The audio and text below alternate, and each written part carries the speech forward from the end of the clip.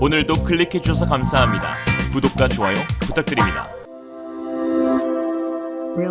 신장 위구르 독립 가시화에 중국 붕괴로 이어지다. 미국이 초강력 결단 내리자 시진핑 좌불안석인 이유, 신장 위구르 인권 탄압 등을 이유로 중국 측에 지속적인 압박을 가하던 미국, 결국 신장 지역 생산품에 대한 수입을 전면 차단하는 초강수를 뒀습니다. 미국 상원은 현지 시간 14일 위구르족 강제노동 방지 법안을 만장일치로 가결했다고 로이터 통신이 전했는데요. 해당 법안은 공화당 의원인 마르코 루비오, 민주당 의원인 제프 머클리가 초당적으로 발의했습니다. 역시 중국을 까는 데는 좌우가 없고 남녀노소 무관합니다. 루비오 의원은 중국 공산당이 자행하는 인류에 대한 범죄를 묵과하지 않을 것이라며 기업들이 끔찍한 학대를 통해 이익을 보도록 내버려두지 않겠다고 말했습니다. 머클리 의원 역시 어떤 미국 기업도 학대를 통해 이익을 봐선 안 된다고 강조했습니다. 이번 법안은 기존 제재보다 적용 범위가 훨씬 넓은데요. 신장에서 생산된 제품을 미국으로 들여오려는 수입업체는 해당 물건이 강제노동의 산물이 아니라는 입증 책임을 떠안아야 합니다. 그냥 한마디로 좋은 말 할 때 수입하지 말라는 거죠. 이에 대해 중국은 강제노동은 완전히 날조된 거짓말이라고 반박했습니다. 자오리젠 중국 외교부 대변인은 15일 브리핑을 통해 강제노동 문제로 중국을 비방하는데 에너지를 낭비하지 말고 관련 법안 추진과 정치 농간을 중단하라고 요구했습니다. 자오리젠이야 원래 저런 놈이고 이제 법안의 남은 절차는 하원 통과와 조 바이든 미국 대통령의 서명뿐입니다. 바이든 대통령의 경우 대선 후보 시절부터 중국 위구르족 박해를 두고 인종 말살이라고 강하게 비판했다는 점에서 시행이 유력한 상황인데요. 여기에 이미 미국 정부는 지난 13일 신장 지역 공급망과 관련된 경보를 발령하면서 제재 초읽기에 들어서기도 했습니다. 이 경보는 지난해 7월 도널드 트럼프 전 행정부가 발령한 지침을 바이든이 한층 더 강화한 것인데요. 강제노동 가능성이 있는 제품 목록을 연화와 토마토, 가발, 태양광 전지판 핵심 성분 등으로 확대했고 발령 주체도 미 국무부와 상무부, 무역대표부, 노동부 등 6개 부처로 늘렸습니다. 이에 따라 앞으로 강제노동과 연관 있는 중국 업체와 사업 및 투자 관계를 유지하는 기업 및 개인은 미국법 위반 가능성을 감수해야 합니다. 미국이 신장 지역을 집중 타깃으로 삼은 것은 표면적으로는 인권이라는 인류의 보편적 가치를 보호하겠다는 의지로 읽힙니다. 그러나 자세히 들여다보면 시진핑의 중국몽을 실현하기 위해 야심차게 추진하는 1대1로를 붕괴시키기 위한 전략임을 알 수 있습니다. 우선 미국의 이 같은 초강수의 배경은 단연 인권보호입니다. 전 세계 공통의 목표인 인권보호라는 의지는 미국이 동맹국들과 반중전선을 구축하는 데 가장 강력한 무기입니다. 바이든 행정부는 중국의 위구르족 탄압을 대량학살로 규정하고 동맹국들과 압박 강도를 높이고 있습니다.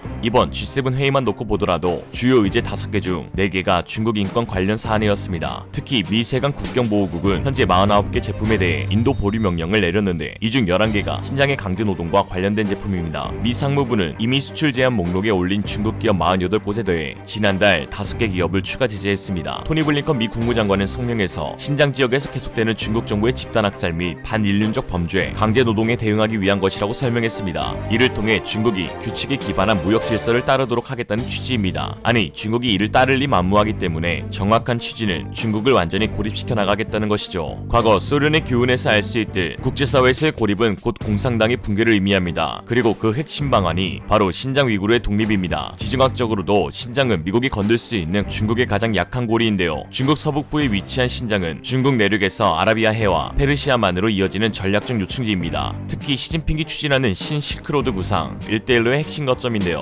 신장 지역은 중국이 중동과 아프리카에서 수입한 가스와 원유를 가져올 수 있는 수송관이 통과하는 지역으로 이곳이 차단되게 되며 중국의 1대1로는 완전히 무의미한 사업이 되게 됩니다. 또한 굳이 수송관이 아니더라도 신장 자체만 봐도 중국의 경제 개발에 필요한 여러가지 천연 자원들이 풍부히 매장되어 있는데요. 신장은 중국 내 최대 석유 생산기지로 지난달 18일 중국 환구시보에 따르면 중국 서북부 신장 위구르 자치구에 위치한 탈인 분지에서 10억 톤 규모의 석유와 천연가스가 발견됐다고 전했습니다. 여기에 신장은 매우 방대한 영토를 차지하고 있는데 중국 전체 영토에서 차지하는 비율이 무려 15%가 넘어 중국 31개 성시 자치구 가운데 가장 큽니다. 중국은 사실상 소수민족 자치구를 제외하며 영토상 대국이라고 부르기 민망할 정도의 쪼다 국가입니다. 거기에 신장과 함께 독립의지를 불태우고 있는 티벳의 경우도 전체 영토에서 10%나 차지해 이 두 지역이 독립하게 되면 중국은 영토의 4분의 1 이상을 잃게 됩니다. 소수민족들은 전체 중국 영토의 절반이 넘는 약 65%를 차지하고 있습니다. 중국의 화약고가 된 신장 위구르에는 연일 연일 긴장감이 맴돌고 있는데요. 인도와 국경 분쟁을 벌이고 있는 라다크 지역 역시 신장 위구르에 위치해 있으며 거기에 중국의 무슬림 탄압에 대해 분노하고 있는 이슬람 무장단체의 신장 위구르 내 테러도 중국 붕괴를 촉진시킬 수 있는 큰 변수입니다. 제일생 처음으로 무슬림을 응원하는 상황입니다. 중국은 언어와 종교 문화가 다른 위구르족을 탄압하기 위해 종교 말살 정책을 펼치면서 신장 내 이슬람 사원들을 철거시키고 있습니다. 집이 무너지는 건 참아도 사원이 무너지는 건 못 참는 무슬림들은 중국에 대해 실질적인 압박을 가하기 시작했는데요. 이슬람 국가인 터키도 나섰습니다. 터키 외교부 하미 악소이 대변인은 위구르족 음악가인 압둘라임 헤이트가 신장 내 이슬람교도 수용소에서 복역 중 사망했다고 지적하면서 중국 정부는 위구르족 권리를 존중하고 무슬림 수용소를 폐쇄하라고 요구했습니다. 이에 화춘잉 중국 외교부 대변인은 터키가 터무니없는 거짓말로 중국을 근거 없이 비난했다고 비판했습니다. 하지만 같은 날 터키 집권당인 정의개발당의 웨메르첼리크 대변인은 화춘잉을 가볍게 무시하며 수많은 위구르인을 수용소와 감옥에 억류한 것은 합법적이지 않다고 지적했습니다. 중국이 무슬림 탄압에 사용하고 있는 실제 수용소의 운영은 감옥과 다를 바 없습니다. 수용소 측은 갓 입수한 수감자를 잠재우지 않고 몇 시간 동안 매달고 때리면서 신문합니다. 또한 며칠 동안 강제인군을 하게 하며 일과로 이슬람 신앙을 비판하거나 포기하도록 강요하고 대신에 중국어와 유교 경전, 사회주의 사상을 교육합니다. 음식을 먹기 전에는 애국적인 중국어 노래를 부르거나 중국법을 암기토록 합니다. 수용소에 감금되었던 한 위구르족은 해외 언론과의 인터뷰에서 수감자들은 영혼을 잃은 로봇과도 같았다고 증언했습니다. 지난 1월에는 신장과 국경을 맞대고 있는 키르기스스탄에서 대규모 반중 시위가 일어나는데요. 수백 명의 시위대는 수도 비슈케크 중앙광장에서 위구르족에 대한 탄압을 비난했습니다. 또한 중국인에 대한 취업 허가 억제, 중국인과의 결혼 금지 등을 요구했습니다. 아주 속이 다 시원합니다. 따라서 위구르족 문제가 중앙아시아와 다른 이슬람 세계에서 반중 분위기를 고조시키는 도화선이 될 수 있습니다. 실제 중앙아시아 국가의 주민 대부분은 위구르족과 같은 수니파 이슬람 교도들입니다. 또한 신장에는 같은 핏줄인 카자크족, 키르기스족 등이 거주하기까지 합니다. 이미 이들 소수민족 주민의 수감 소식이 중앙아시아 각국으로 퍼지고 있습니다. 터키의 사례에서 볼 수 있듯이 이슬람 국가들은 자국의 상황에 따라 언제든지 중국에 등을 돌릴 수 있습니다. 시진핑의 1대1로 대외 전략이 곳곳에서 암초를 만날 수 있다는 얘기죠. 이러한 위기는 이제 현실이 되어 나타나고 있는데요. 주변 국가의 공식적인 중국 손절에 이은 무슬림 무장단체의 압박도 거세지고 있습니다. 중국이 신장 위구르 자치구의 분리 독립을 주장하는 무장단체가 조직원을 중국으로 투입시키며 중국 안보에 큰 위협을 가하고 있다고 밝혔습니다. 16일 중국 신문망에 따르면 공안부 대테러국 류안펑 국장은 최근 기자회견에서 국외 테러 세력의 선동으로 개인들이 파괴 활동을 할 위험을 완전히 배제할 수 없다면서 끊이지 않는 테러에 우리는 고도의 경계를 유지해야 한다고 말했습니다. 그는 동투르키스탄 이슬람 운동이 국외에서 인터넷으로 테러 관련 동영상을 배포해 테러리즘을 고취하고 훈련받은 조직원을 지속적으로 중국에 보내면서 국가 안보를 심각하게 위협하고 있다고 말했습니다. 착한 테러 인정. ETIM은 2014년 신장 우르무치 기차역에서 폭탄 테러를 저질렀고 2011년 카슈가르에서도 테러 공격을 감행했습니다. 전 세계적인 인권 탄압에 대한 비판과 이슬람 무장단체들의 위협, 그리고 위구르족들의 독립에 대한 열망이 모아져 신장 위구르가 중국에게서 독립이 된다면 중국은 앞으로 더 큰 문제를 겪을 것으로 보이는데요. 바로 인도와 국경 분쟁을 벌이고 있는 라다크 지역에서의 지배력을 모두 잃게 된다는 것입니다. 이는 인도의 대중국 군사 위협에 대한 완충제로서의 지정학적 유충지도 없어지게 되는 것이죠.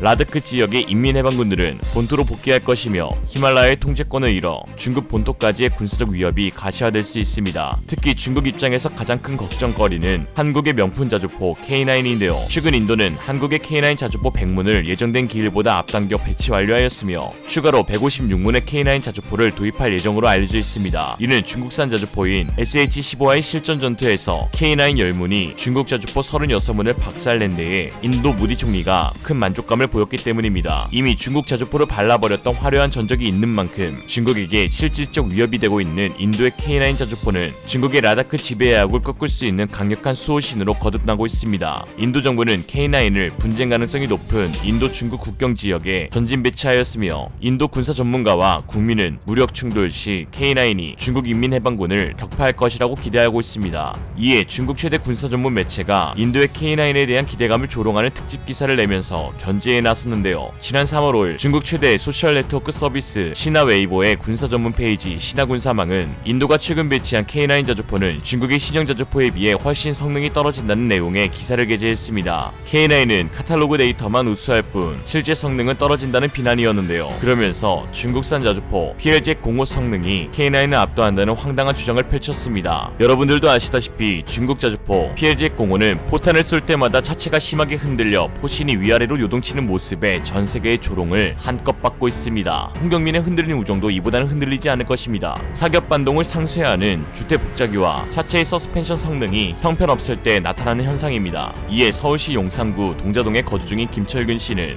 리얼리즘과의 인터뷰를 통해 이 모든 상황을 시진핑 삼행시로 표현하며 주목을 끌고 있습니다. 시진핑은 진짜 개새끼. 이상으로 리얼리즘이었습니다. 여러분의 생각은 어떠신가요? 현명하고 지혜로운 여러분의 의견을 지금 댓글에 남겨주세요. 감사합니다.